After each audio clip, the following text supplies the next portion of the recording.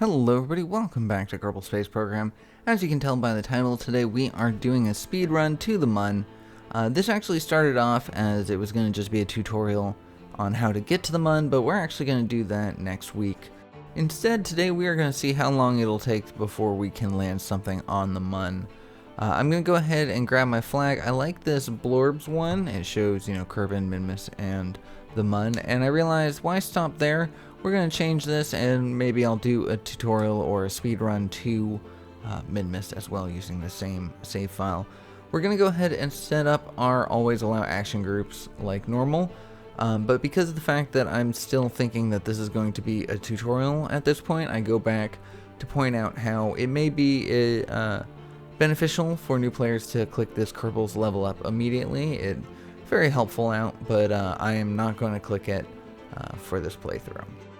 So like I mentioned, this was going to be a tutorial on how to get to the Mun, but as I started off, I realized I was going rather fast through the build process, through everything.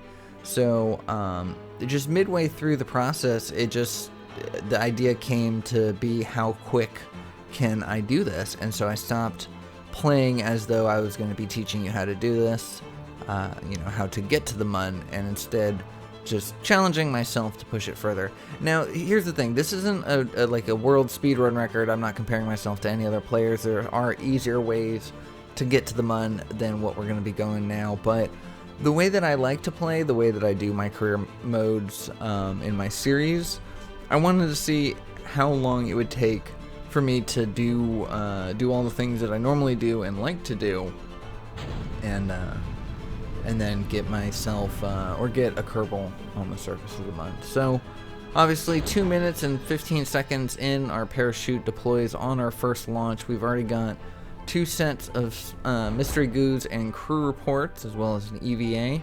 We can't EVA Jebediah in the air right now because we don't have the astronaut complex leveled up, but we can do it in the water, which gives us even more science. Just going to try to maximize the amount of science we get. If you'd like a better tutorial on this, I just recently did a video that will show you how to do that, how to get the most amount of science early game. We're not going to be doing all those different things, but we are going to try to take advantage of a lot of things that we can. We're going to go ahead and upgrade the mission control so we can take more contracts, which will allow us to have more money and allow us to do part testing contracts. We're going to set up for our second launch, but we're going to actually do that first part testing contract right now to make up a little bit of money and hopefully upgrade some more things. We are going to grab some residual science and these new experiments, the thermometer and the barometer, at the launch site. And we are going to test the swivel engine, which we would have been given for free, but we actually needed to unlock it anyways. And we're going to test the flea booster. We're turning the thrust limiter down on both of them, so we can ignite it and not actually send the craft anywhere.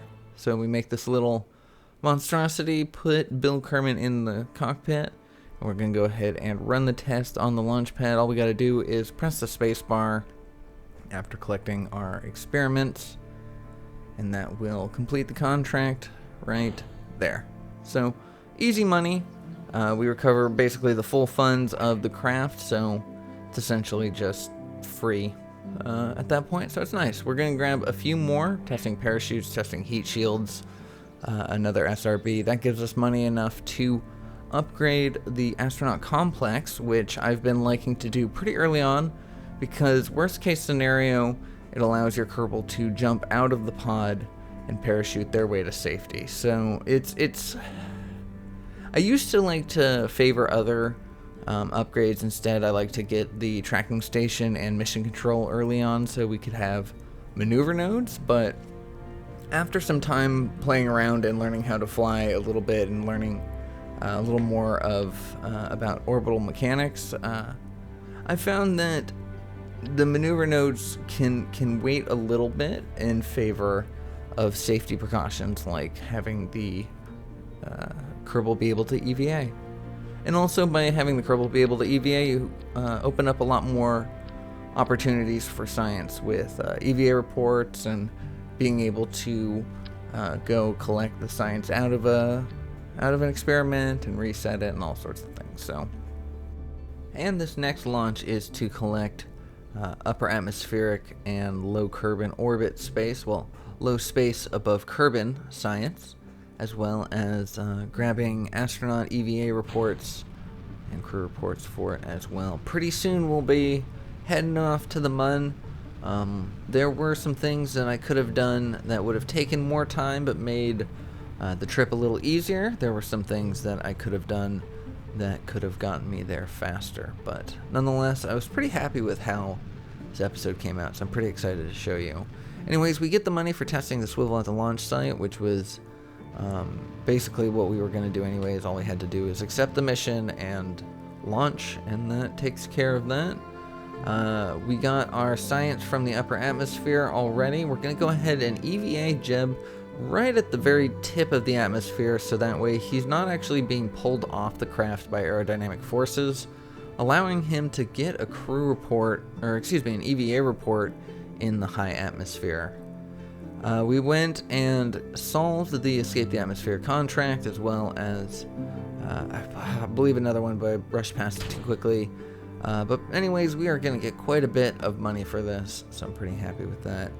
Gathered all of our science except for one last batch, which will allow us to collect all the residuals from the water. There's not going to be much, but the Mr. Goo will be good enough. Our heat shield successfully brought us back, even though we had a limited ablator, and our parachute unfortunately cannot pass the test because we were going too fast at the altitude necessary, and by the time we slowed down to the speed necessary, we were past the altitude. So we will have to test that at another time with another craft, but it'll be easy enough.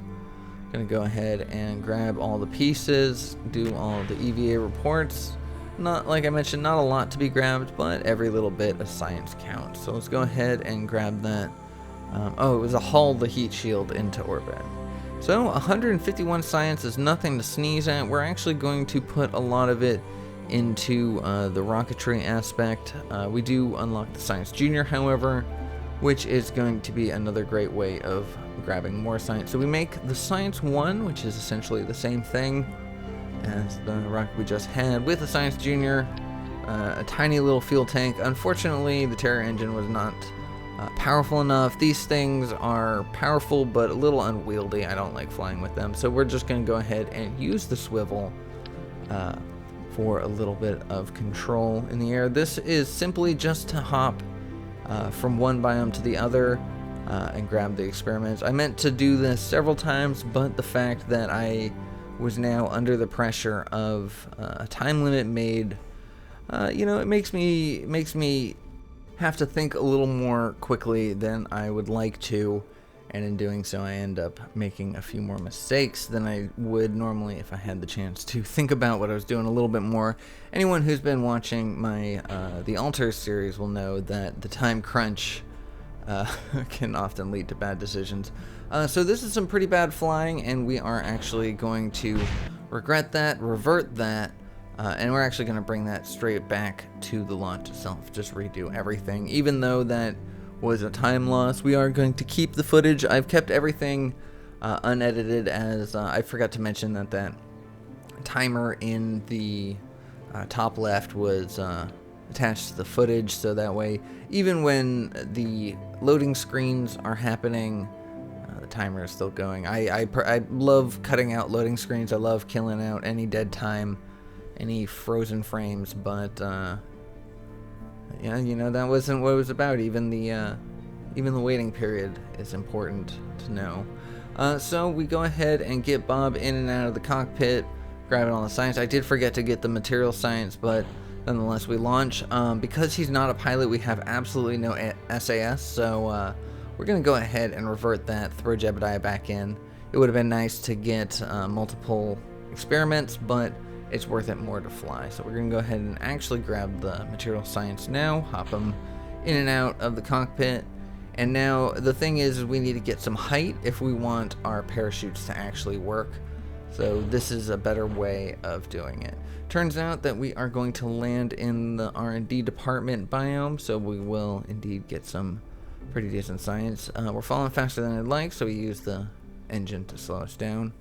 I should have done this. I should have launched this at least one more time, maybe 2 more, grab more science, but, you know, I was feeling the pressure. And with only 75 science of the necessary 90, because I want to get fuel systems, because we need fuel ducts in order to achieve this mission, I go ahead and launch this at the island airfield, collect the science sitting there on the runway, and we're going to just launch our way. We already have the water science, but we don't have any of the highlands or mountains or slopes or any of these.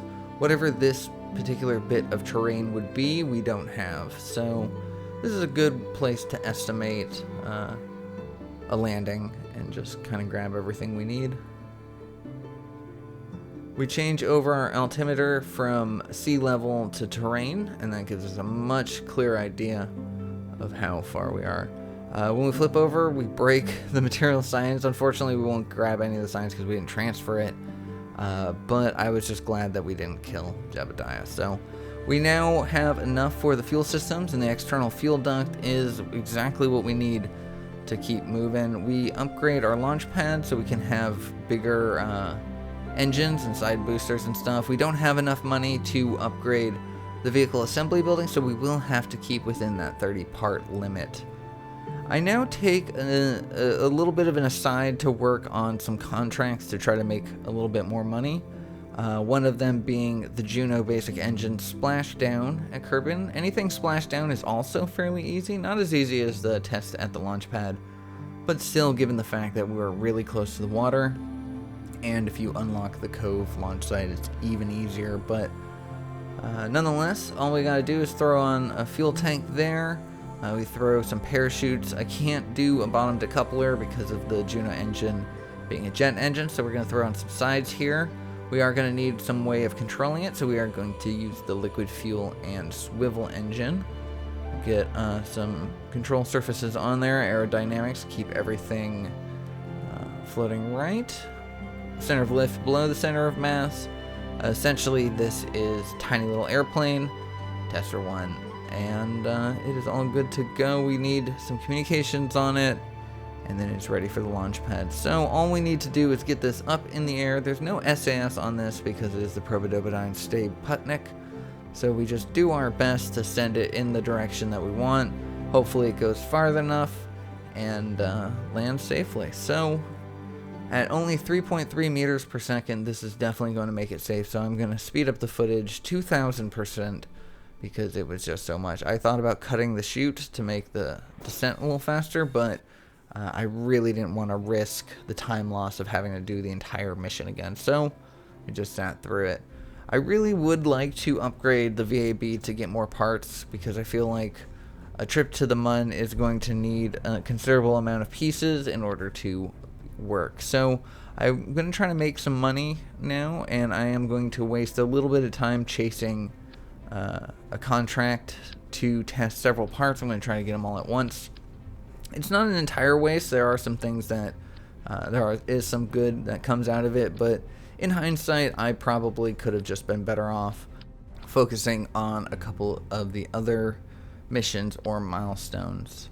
This is my first attempt at any kind of Kerbal speedrunning thing, so not only is the process new, but just the mindset of speedrunning in general is a little new.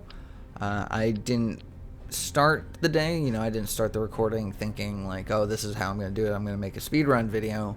But when I started and things started kind of going quickly and turning out like it could be that, that's when I just put myself fully into it. So fully unprepared for any sort of assignment like this. So what we're looking at now is my best attempt at just making a quick SRB sounding rocket type thing to collect space science in high space, and we need to haul the first SRB up to a certain height. We just need to have it, and then the second SRB needs to be tested at a certain height, a fairly large height. So if I can just send this straight up and just get as much altitude as possible, it doesn't need to make orbit, doesn't need to stay for a certain amount of time, it just needs to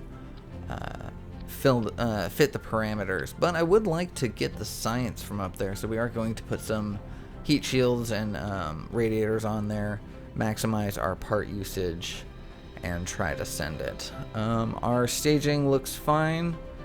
Center of lift, center of mass, all is good. So we're going to go ahead and get this out onto the launch pad. Once again, no SAS because it is the Stay Putnik.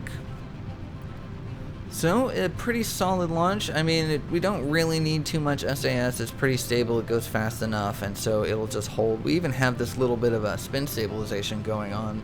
However, there is a fatal flaw with the decouplers, and that is I didn't put them low enough, and in doing so, it pushed our rocket boosters back towards the craft and destroyed our tail fins. And so, what would have been and should have been an easy launch straight up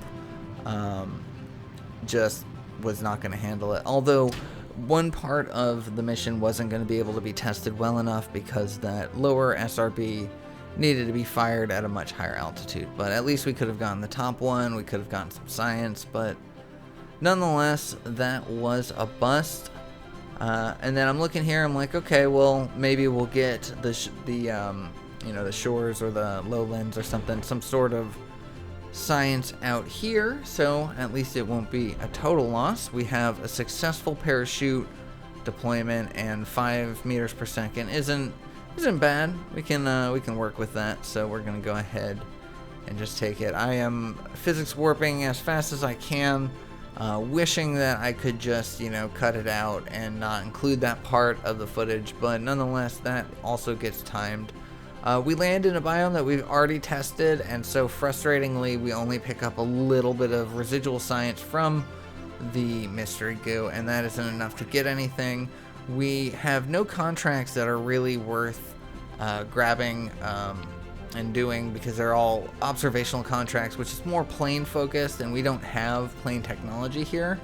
So I'm going to take another stab at the pinhole and make it a little bit better. This is hopefully just to solve the contracts now, so we're going to try to focus less on the science. I put these big fuel tanks on there, but they are very heavy, and the swivel engine just doesn't have the thrust to weight on there. I don't have enough parts to kind of give it multiple engines, and we don't have any adapters that will help. This is quickly becoming a lot more trouble than it's worth. I decided to go ahead and slim down the rocket and the pieces, and we're actually just going to get rid of the decoupler because I can hot stage those two separately, and we're going to put these smaller fuel tanks on there with some swivel engines, and we are actually going to asparagus stage. However, we don't have a lot of pieces to work with, so when we add the 4 sets, that's too much. So we're going to slim down those side boosters as well, and then that makes it exactly our part limit. So I look at what we can get rid of on the top, and I realize, we don't need the science. In fact, we don't need to return this at all. We don't even need to separate it, so let's just get rid of all those pieces. That gives us a whole lot more to work with. I decided maybe having some vacuum rated engines up there might help, so once we get to space, we can fire those and save our SRB for later. We go ahead and do the asparagus staging on our solid or our liquid fuel side boosters and get our staging all correct. So this is a pretty funky craft, very Kerbal in its design, not aerodynamic in the slightest, but don't really have a lot of options for that. Put on some antennas there. I'm going to need a long-range antenna for this because we're going to need to have control at the highest part of our altitude. So we had one spare part, so might as well put a mystery goo. Why not? So with everything said and done, let's go ahead and get this out on the launch pad. Once again, no SAS. I should have known that that would have been a crux in the idea. But and also because of the fact that I at some point used Reliant engines instead of swivels. I don't know where that happened, but Reliant engines have absolutely no gimbaling, so that means that we don't have any actual control over this rocket or where it goes. It's just up to the mercy of where it wants to go, and for some reason it wanted to go west instead of east, so it's not even going to be helpful for us in that aspect. And so now we're relying on our Terror engines far too early at a direction that is just not feasible to get to space. Our SRB launches, and it's very quickly becoming clear that this is not a space rocket, but indeed a ballistic missile. So we're just going to let it coast and do its thing. We probably could have just ended the mission there. We probably could have reverted to the VAB, reverted to the flight, whatever. But I realized, you know, this was such a poor design and a fatal flaw that I might as well eat the loss of this mission. Because it, you know, honestly, it would have taken less time to just say, you know what, that was a stupid idea. We should go back to the drawing board and figure something else out. So I'm starting to realize that if I want the money in order to upgrade the VAB, in order to get to the moon, the Mun, I am actually just going to need to do a significant enough contract to make us the money. And so for that, we are going to get our first Kerbal Jebediah Kerman into orbit. So I don't have a lot of technology. In fact, the most powerful engine I have is the swivel, and it is not great. We don't have the ability of doubling or tripling up the swivel, so we are going to use these radial mounted engines. And in order to get enough thrust to weight to get it off the launch pad, we needed to put 6 of them on there, 6-way symmetry, and because of the center of lift and center of mass being so ridiculous as it is, it took 6 wings as well. And this is about it. You know, we don't have a lot of part limits. We have a part limit of 30, so we don't have a lot that we can work with. No contracts that'll help us out. Nothing new has arrived. So we are just going to send it, wish Jebediah Kerman the best. And once we start seeing it wobble, my heart starts to race a little bit, and I start to realize that things may not go according to plan. It start really violently wobbling, so we're just going to go ahead and separate that early, launch our parachute, and hopefully recover the rest of the craft. But it started to descend too fast, so we're just going to go ahead and separate Jebediah's cockpit and let him land safely. We need to auto-strut that. I should have paid attention to that in the beginning, and so we're going to go ahead and do that. Fortunately, I couldn't find auto strut, so I'm like, oh, I must need to turn on the advanced tweakables, and we will do that, but I get distracted right now because I realize I'm a little bit of science away from being able to unlock something else. So I want to actually fly over to the Cove launch site like I did in the science episode. However, we don't have any plane parts because I've just been spending my science on rocketry stuff, and so we are making essentially a rocket, but we're going to call it the mini plane. We're going to launch from the launch pad and fly Jebediah Kerman over to the Cove launch site. That will give us a new place to spawn our crafts at, which means that will give us an easy way to gather a chunk more science. And, at this point, I'll take whatever I can get. In hindsight, like I mentioned, I didn't do this the most efficiently. I probably could have just saved myself the effort, launched the same science-grabbing rocket to several of the KSC biomes. It would have taken time, but all in all, it would have gotten me more science quicker, and maybe some of these launches I could have avoided because I just would have had better quality pieces. But we're too far away from the launch site that if we were to land safely where we were headed, it would take forever to run over to the launch site. So we hopped out of our capsule. It took a lot longer than I was hoping for our parachute to open, but when it did, we quickly pivoted our way and pointed towards the launch site. We just need to be within, I believe, like 100 or like 1,000 meters from it, or something like that, maybe 2 kilometers, but nonetheless, you just got to get close enough to it to unlock. But Jebediah Kerman, as the intrepid adventurer and daredevil he is, saw the opportunity for a precision landing and tried his best.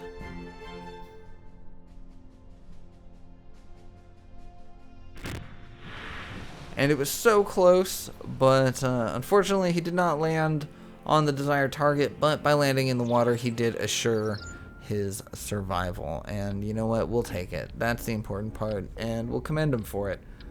So now that we have a new launch site, we're going to go ahead and load up a craft once again with all the science that we can and set it there and grab all of it.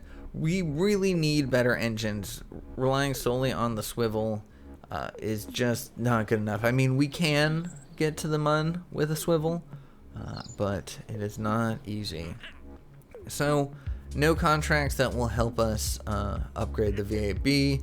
No science, not enough science to unlock the node for better engines, and so I'm getting a little frustrated here and realizing that doing something like a speed run is not the best. So I'm going to take a second to turn on advanced tweakables, but it turns out we already have it turned on, so I don't know where my auto strut capability is. I'm sure a quick search online would have told me, and I could have figured that out. However, I didn't want to waste the time looking at my phone trying to figure it out, so I just decided to go with rigid attachments and call it a day. So I attached everything rigidly, and we're going to go ahead and get him back up into the air. And hopefully this time we can get him into a solid orbit. Once again, we do have some wobbling going on. We don't even have regular struts, much less auto struts. Oh, you know what? Maybe that's why we don't have auto struts, is because we don't have regular struts. There you go. But nonetheless, we can still control it. It is a little rough, but we don't need to be super efficient. We do have a considerable amount of Delta V just in the lower stage alone. So, and I was happy to see that up into the middle section of the atmosphere, a lot of the wobbling had stopped. It gained a bit of stability. It will wobble again a little bit as we get into the thinnest part of the atmosphere, but overall Jebediah seems to have control of everything. We're gonna go ahead and point ourselves horizontally because we're at an apoapsis of over 140. We don't need to be very high for an orbit. We do have 4,580 meters per second Delta V, which is very significant. We can get a lot of places with that. I mean, once we get to orbit, we'll see how much we have left, but nonetheless, this should easily achieve our goal to orbit. Fortunately, there were no other contracts that we could have taken that would have given us more money to do the same. You know, there was no EVA contract, there was no test this part in orbit, nothing like that. So that is unfortunate, but hopefully this feat will give us enough money to do the things that we need to do. I also wish that I could have brought a little bit more science. I'm sure the Science Junior had yet to be done, and that was an oversight on my part. I don't have any maneuver nodes available, so I am just kind of eyeballing my orbit and just pointing myself, trying to avoid keeping my apoapsis from skyrocketing up too high, bring my periapsis up enough. Once we hit the 70 kilometer mark, 71 kilometers, I go ahead and kill the engine. Our orbit Kerbin contract is complete, and it really would have behooved me time-wise to just exit orbit now, to bring my periapsis right back down and come directly back down to Kerbin. However, science-wise, because of the fact that I didn't bring any science experiments here, it would behoove me to utilize this time wisely, and the fact that we spent the money on the astronaut complex in order to EVA, you know, might as well make that purchase worth it. So we are going to take advantage of the fact that in low Kerbin orbit, there is new science to be had over every biome via the EVA report. I do keep running into the same exact biome that I already have, so I'm hopping out and having to cancel my report anyways. But eventually we will get to new areas. It will bring us new science, and Jebediah will be very happy. We already have water, so we can go ahead and skip over to the next continent. And as we see here, we're just above some mountains, which is excellent. We finally got a new report to be done. Past the mountains a little bit, we have the desert here. In there somewhere there are the Badlands. I think it's that darkest part, but unfortunately we can't grab that. And I decide I don't really care enough to spend any more time gathering any more reports. let's just go ahead and bring this back down. So I bring my periapsis down to 19, which is a safe enough descent. It would have been nicer to descend in the daylight so we could have seen a little bit better, but nonetheless, you know, this was the quickest way.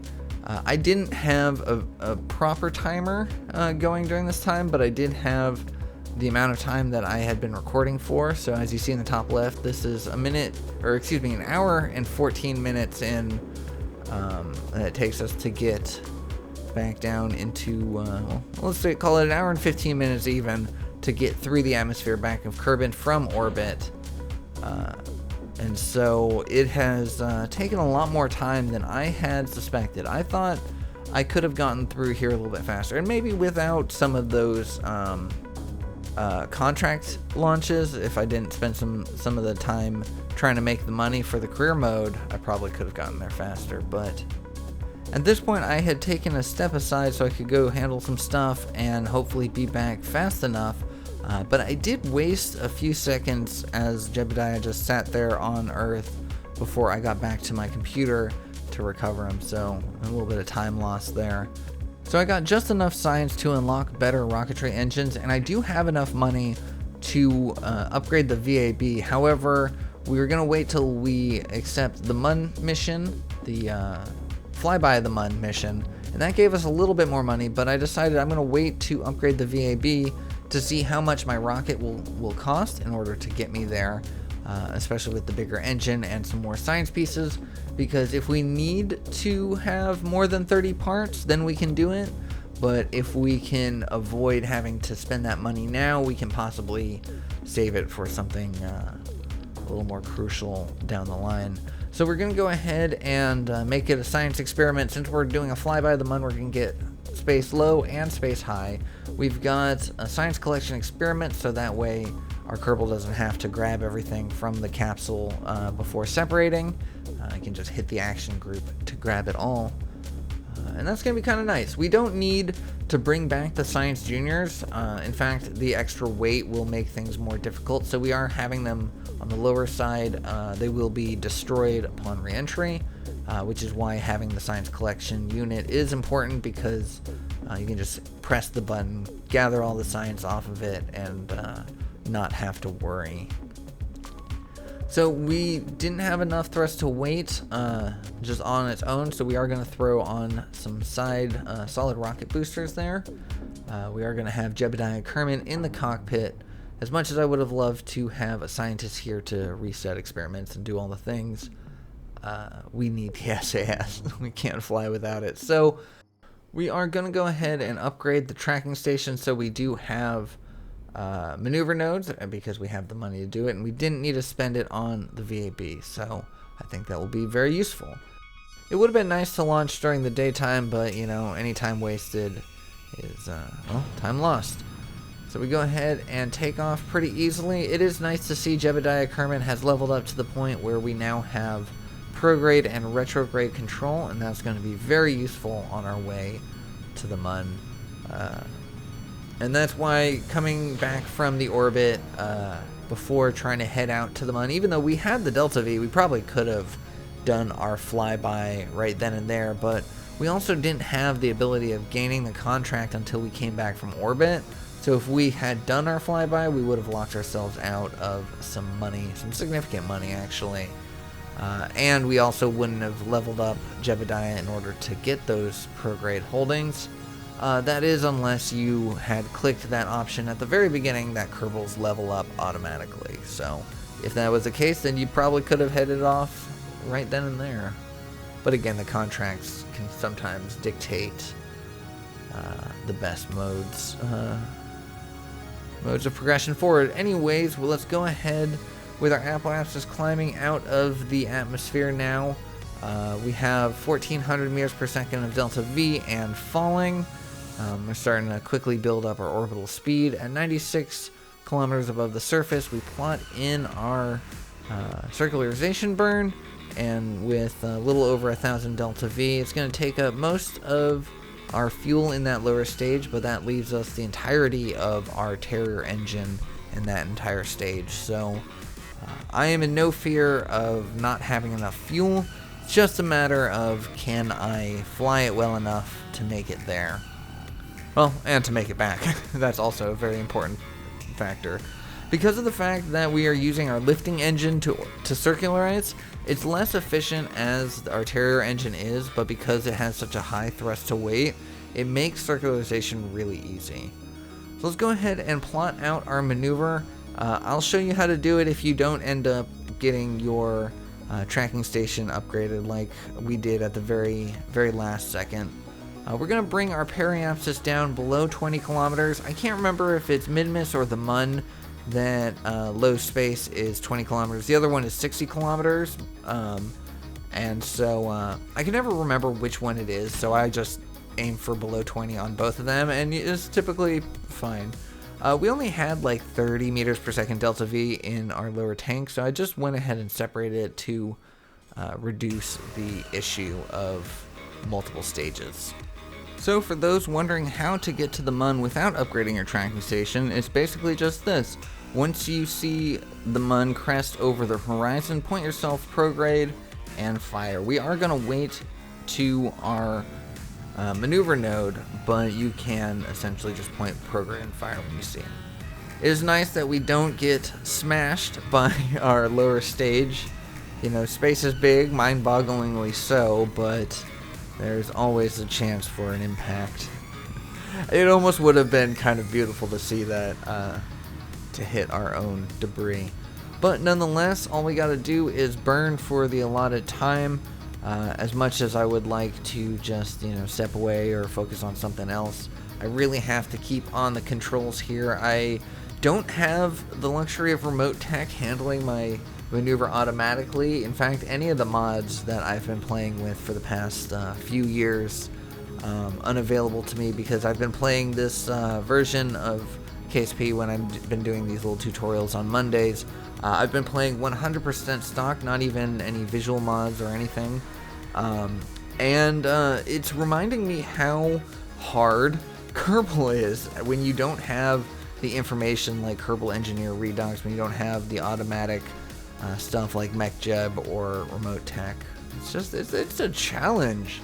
So I go ahead and plot in a return course just to make sure that I have the Delta V, but we're not going to set that maneuver just yet. We're going to go ahead and get ourselves to the Mun into high space, collect our science. As we see here, we approach, and now we are in the sphere of influence of the Mun. We have successfully completed that contract, so we will get the money from that. It doesn't require us to come back, which is nice, but we are going to anyways.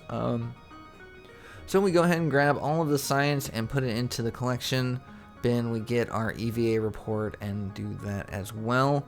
I'm going to go to the Space Center to see if we have any more contracts that will have that will be beneficial while we're here, but unfortunately nothing. I don't know what's going on with the save game, but I'm just not getting a good run of contracts.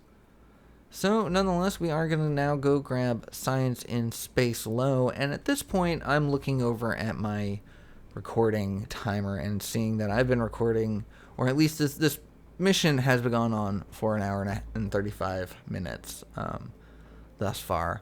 And I'm thinking to myself, yeah, this will be good. We'll get a lot of science that will make it easier for us to get to the Mun and land. But then I have to get to orbit. I have to do the transfer. I have to then land on the Mun. And ideally, I'd like to, bring my Kerbal back. And so I need to design a craft that can do that. And then the designing process. And I realize I'm here.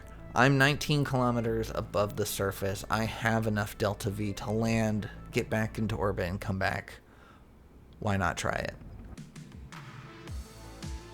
So, we are going to speed run to the Mun. Like I said, they have the opportunity to touch down, and in doing so, that will successfully complete my goal.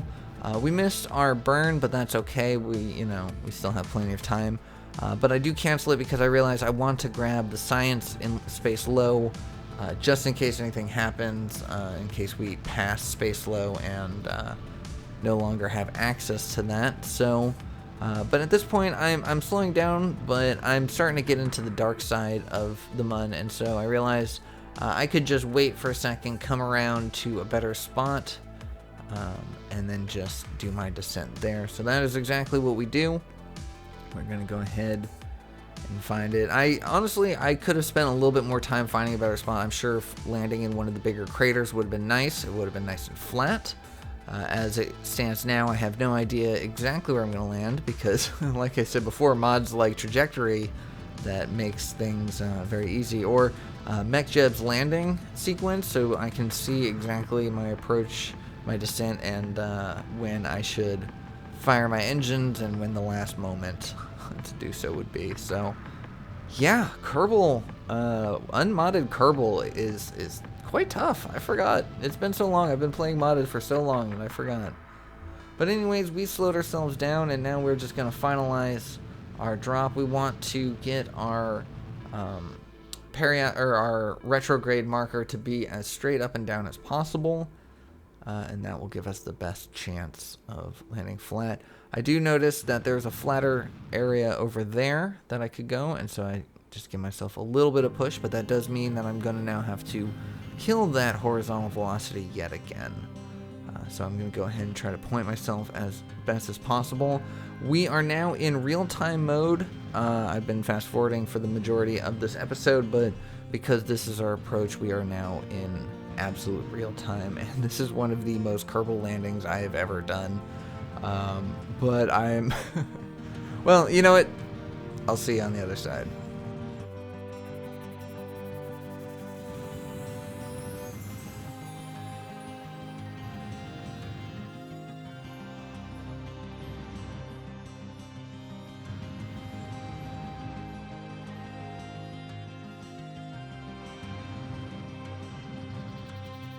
And at this point, I realize we have no time left. I EVA Jebediah, get his RCS pack on as best as possible, and I am shocked that he doesn't die. Basically, the entirety of that rocket has been destroyed, but Jebediah can stand tall on the surface of another celestial body. And in an hour and 43 minutes, 22 seconds, he has been the very first Kerbal on the Mun, the very first thing on the Mun. Technically, the impact happened a little bit sooner, but we'll say he regained his senses and stopped the timer once he got to his feet. Only a few pieces of debris remain, a decoupler for one, a spent mystery goo science experiment for the other. But fortunately and surprisingly, our science experiment container has survived. All of that science that we collected from space low and space high above the Mun has been safely stored, so we can retrieve this. I mean, it's not for nothing. And we finish off by planting a flag to celebrate the mission, as well as to give Valentina Kerman a nice landing zone to pick him up, because as he stands there looking into the sun, he realizes, oh shoot, how am I gonna get home? And so in the next episode, that is what we're going to focus on. I'm going to show you a tutorial of not only how to get to the Mun, but essentially how to mount a rescue mission using this example here of the science and Jebediah. And so that will include, so not only how to get to the Mun, but how to achieve a precision landing, how to get the craft back, how to design the craft that can do all this in the first place, and the science that I would recommend getting to get you there. This was actually a lot of fun. It was something I wasn't prepared to do when I started recording, so I feel like with a little bit of preparation, a little bit of thought, and just knowing what I was going to do when I got into it, I think I could probably do a bit better than that time that I achieved in this episode. So maybe if you like this, if you want to see me reattempt this but a little bit more professionally, let me know in the comments below. But anyways, that is where I'm going to leave today's episode. Thank you so much for watching. I hope you enjoyed it. I hope you're looking forward for more KSP. If you did, think about subscribing. Drop me a like, let me know your thoughts, and I will see you on the next one. Take care.